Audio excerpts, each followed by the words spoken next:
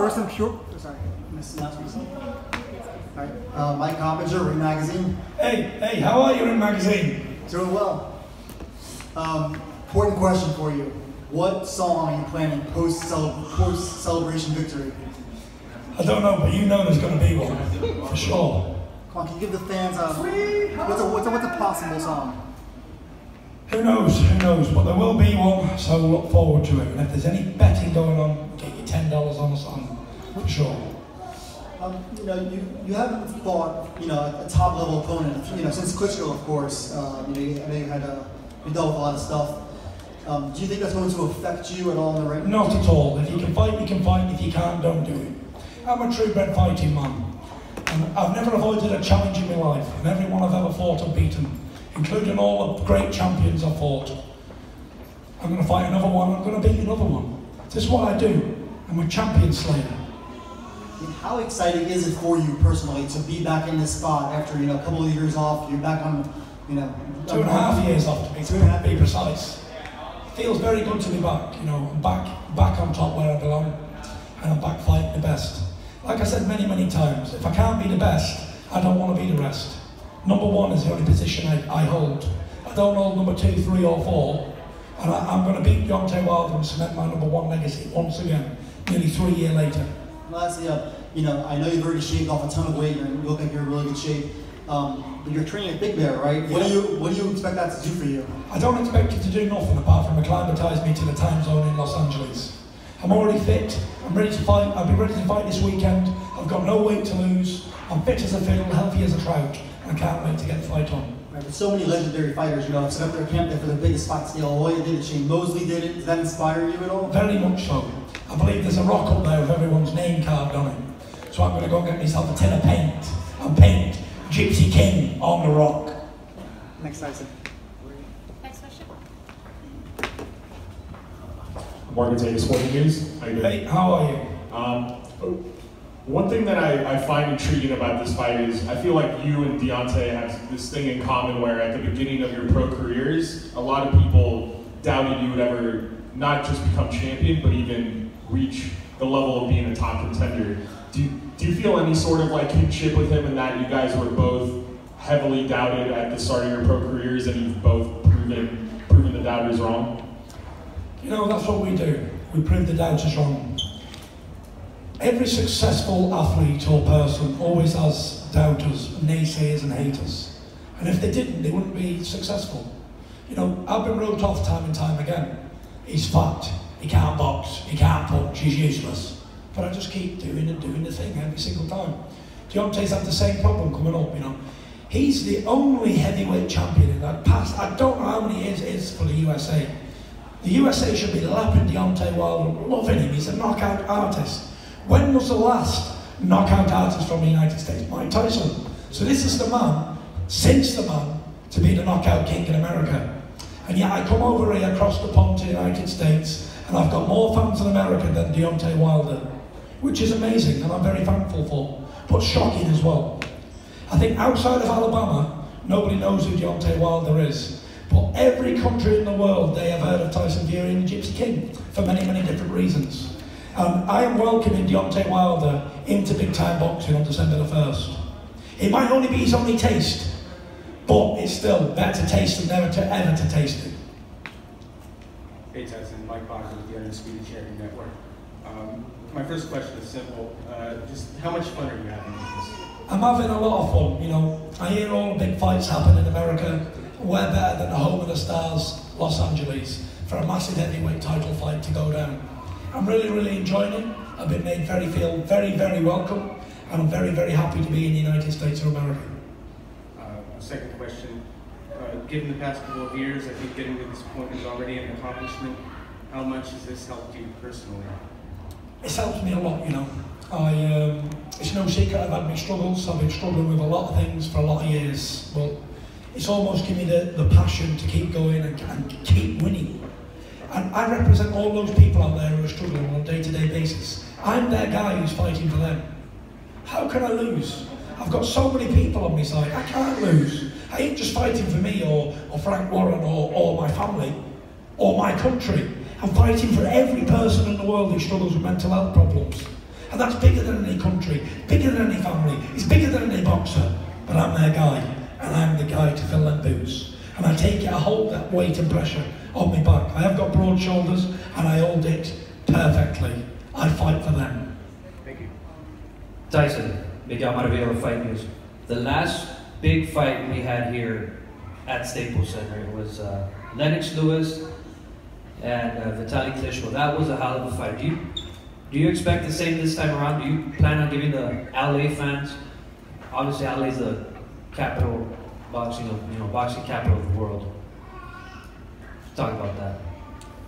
You know, the last fight here was Lewis and Klitschko, the big one. It was a very, very exciting fight, very great fight. So I hope that me and Deontay Wilder can put on just as good a fight, if not better. You know, in that fight, they both had lost fights. Klitschko had lost, and so had Lennox Lewis. This fight is so unique because you've got two heavyweight champions, both unbeaten. So I believe this is going to be one of the first times this has ever happened. I know it's the first time it's ever happened here, but I don't know if it's the first time it's ever happened in history. But it's the first time in a long time anyway, let's say that. Two undefeated world heavyweight champions are going toe-to-toe to prove who is the best for the fans. Any more? Tyson, after what we saw, how much do you like it right now? Like Deontay Wilder? I think he's a cool guy, and I'd like to take him out for a drink after I knock him out, for sure. I think he'd be a good guy to go out with and have a few drinks and relax after the fight. So it's just a fight, no hard feelings. When I beat him, I beat it fair and square, that's it. I shake his hand and take him out for a beer, no problem, all on me. Treats are on me. Tyson, Stephen Cornelius, KOR Sports. You said when you were here yesterday, you did a little experiment. You walked outside and actually asked some people who Deontay Wilder was. Is that true? And what was kind of the count? It's very true, and BT Sport, United Kingdom station who's following me around, they have the footage. He wasn't here, he was in New York. He was in New York City, which is closer to him than here. And people didn't know who he was, not at all. If I asked 50 people, maybe 2 people had heard of him. And people was asking the same question about me, and there was a hell of a lot more people have heard of Tyson Fury in New York than Deontay Wilder. Tell you that now. We have video evidence to prove it. I'm not just talking hot air. And my second question, obviously we're here in LA, the fight's going to be here in LA, but a lot of big fights with English fighters coming over tend to be in Vegas. Was LA maybe something you wanted, kind of with your personality, you fit in perfect in Hollywood, you know what I mean? Most definitely. When I heard the possibility of fighting in Los Angeles, I jumped at it. I thought, what a place to put on an excellent world heavyweight title fight. You know, I've obviously watched the Lewis Klitschko fight, the build up to all that. Excellent. Great fight city, great fans, and it's the home of the stars. This is where I belong. I should live here in California. And after I beat him, I probably will move here. Because I know that the Californian people will appreciate the Gypsy King. 100%.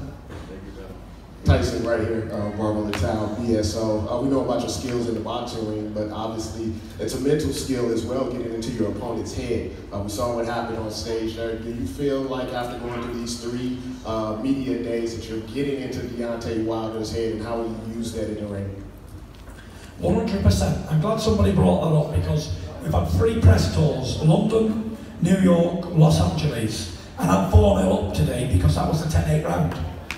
100%, that was a 10-8 round. I'm 4-0 up going into the fight now. So he's got to think now for the next 8 weeks, 9 weeks, however long it is to the fight. He lost every single battle on mental side. I'm living in Deontay Wilder's mind rent-free at the moment. And every time he wakes up, he thinks about Tyson Fury. Every time he goes to bed, he'll think about Tyson Fury. Last thing at night, first thing in the morning, he'll think about me and how he's going to lose his belts. He knows deep down he can't beat me. I believe Deontay Wilder's a great fighter, and I believe I'll bring him back after he's been beaten. Because I'm serious when I say I want to promote Deontay Wilder. Who's a better promoter than me in the world? Frank Warren can't even say that. Because I am the best. I am the best self-promoter, and especially boxing, what I adore and love and have a passion for. If I've got a passion for something, I do it excellently.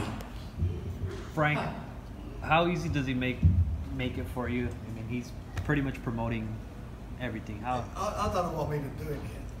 I don't need to be here. You know, he's fantastic to work with. He's in a very good place at the moment. and he's doing everything that he should be doing, which is showing the public the other side of Tyson Fury. This is the real Tyson Fury, you see. You know, and he's in his element here. And I think we're going to be in for something very, very special on the verge. You're going to see another side of Tyson Fury when he regains that belt. Hi, Giandra LaBeouf right here. Hi, Ellen. Hello. Boxing Insider. There's a clip that's circulating around from many years ago of Emanuel Steward saying he foresaw that this showdown. When he initially made those statements, what did that spark in you as a fighter, given his history of champion heavyweights and his long history in the sport? Yes, I had the fortunate events to train with the late great Emanuel Steward, may he rest in peace. And as soon as I worked with him on the first day, he told me I was going to be heavyweight champion of the world. He even told Vladimir Klitschko, when Vladimir was world champion, he said straight to his face, he said, Tyson Fury is the heir to your throne. He said, he is the next heavyweight champion of the world. He said, I don't see anybody else. But then he said, he also said, there's this young guy in America nobody's going on about. He's called Deontay Wilder. He said, I've trained him as well. He said, but at the minute he doesn't have a great training base. He said, as soon as he develops a solid training schedule, he'll come on as well. And he said, I see him as your main rival. He said, I don't see anybody else. And at the time, there was quite a few unbeaten prospects coming through. Everyone was talking about knockout artists from all over the world. And he said, I don't see anybody with more mental strength than Tyson Fury. And he said, even at that stage, when I was only like, say, 21 or 2 years old, he said, even if Tyson fought Vladimir now, he said, I couldn't pick a winner. And even though I'm Vladimir Klitschko's trainer at the time, he told him. And it all worked into my favour, even going into the Vladimir fight, because he had to hear all the way through his training camp, and he played on his mind. There's a lot of mental stuff goes on in boxing. It ain't just brawn and power and strength. I believe boxing is 98% a mental strength battle. And also one more question. When you make a lot to do about Wilder's physical build, his small ankles, you have a long history of knowing him and watching the evolution of his career. Yeah. Do you feel like he's evolved as a fighter, he's a one-dimensional fighter? What do you think of the evolution of him from the beginning to being a champion? I've got to be very brutally honest, because I'm a very honest man and I speak from the heart. I think Deontay Wilder is an amazing person. I like what he's done with himself. He's changed his stars. He's come from nothing to having everything to be the heavyweight champion of the world. So I've got to respect that, respect a man who provides for his family like that. And as he's evolved over the years, and he's had a lot of fights, 40 professional fights, he's come on and on and on and on. And in his last 5 fights since 2015, he has stepped up the competition. And he's become better and better. And I do believe he's an evolving fighter, Deontay Wilder. Because he came into boxing so late, and he didn't have the big amateur background. Although he did get a bronze medal for the country, he never had no vast experience in boxing on world level. So I believe he was learning on the job, and all those 40 professional fights have really helped him along the way, on his skills. And I believe now he's at his best. He's at his most confident. And I'm going to use all of that to play against him. Tyson. Yep. We know that Deontay Wilder has dropped off his opponent. Will you be the first one not to be knocked out or dropped? 100%. Everyone builds Deontay Wilder up. We look at the record, 40 wins, 39 KOs. But it's not the KOs, it's who you've KO'd. There's a guy who lives here in California called Chris Arreola, the Nightmare. And I spoke to the Nightmare personally, and he said he doesn't hit as hard as both Klitschko's. And he says, I will win the fight. And he's boxed Wilder. So, he didn't knock Chris out, did he? Chris retired with an injury. He didn't even look like knocking Chris Arreola out. And then he made excuses after the fight, saying this, that, and the other, my hand, my shoulder, whatever. He isn't this big knockout king that everybody thinks. A lot of people are going into the ring and looking for a comfy position on the canvas before they go in there. They're afraid. They think Deontay Wilder, big power, hits me, I fall down. I don't fear power. Klitschko had a massive knockout ratio going into our fight. He hit me bang on the chin, didn't matter. But the thing is, what I've got the mental edge on Wilder is, I've seen him knocked out before as an amateur. Nobody ever knocked me out as an amateur or professional. But I've seen him with a head guard on and big padded gloves being knocked out. So I believe I can emulate that performance and knock him out. The guy who knocked him out was about 5'10", weighing about 204 pounds. So I'm 6'9", weighing 260. And when he feels the ferocious right hand of the Tyson Fury, the Gypsy King, his legs will buckle. And I keep going on about his legs and his ankles, because he has got very athletic build. Maybe he should have stuck to basketball, because he's definitely not going to be a fighter after I finish with him. Tyson, I was told that neither fighter in this case is enrolled in either VADA or USADA, and I was just kind of wondering why that was. Yeah, I'm enrolled in VADA and USADA. Oh, you are? I'm on a whereabouts program as well, so I have to tell the World Anti-Doping where I am for an hour every day so they can come and see me. And UK Anti-Doping. Okay. And one other one. You know, when you started out today, out on the stage, and you know, coming out with your one-liners and stuff, it seemed like it was pretty playful. Obviously, by the end, when there was all that commotion on the stage, it looked like you kind of crossed into somewhere that was kind of real. Yeah. I'm just kind of wondering, where's that line between, you know, you guys just kind of entertaining the crowd and you guys actually trying to like hurt each other? This is a fight. It's a fight game. Sometimes things get heated. We're fighters. We're proud men. And you know, he can't come into my space, and I'm sure I can't come into his space without getting pushed or punched in the face. And it is what it is. Tensions are high. We don't mean to offend anybody, and if we have, I'll apologise for me, and I'll apologise for Deontay Wilder, but this is boxing, and tempers are high. Both men want to win really bad, and I think the emotions showed today more than they did in the last two press conferences. It can be playful and eventful, but sometimes it switches up, and as you've seen today, we were both ready to go there, both ready to go. So it was good. I enjoyed every minute of it. Tyson? Yeah? Michael Rosenthal. Hey, Mikey. Hey, nice to meet you, finally. Nice to meet you too. Yeah, you mentioned legacy. How often do you think about your place in history, and what will it take for you to be spoken in the same sentence with the best heavyweights, you know, of the last half century or whatever? One step is beating Deontay Wilder on the first, and then we'll see where it goes.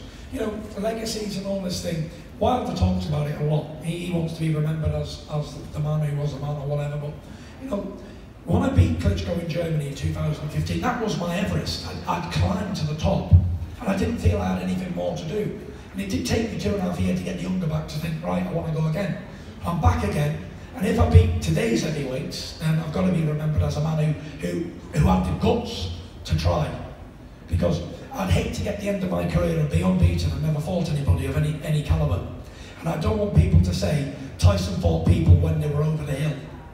The win against Klitschko, I don't even count that anymore. That is nothing, because Klitschko was at the end of his reign, and I told everybody with a pair of ears what I'd do to him. And I did.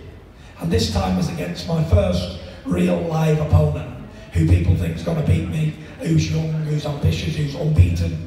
So when I win this, it's really going to prove that I am a good heavyweight, and I will take on anybody at any notice in any country, any time, any place, anywhere.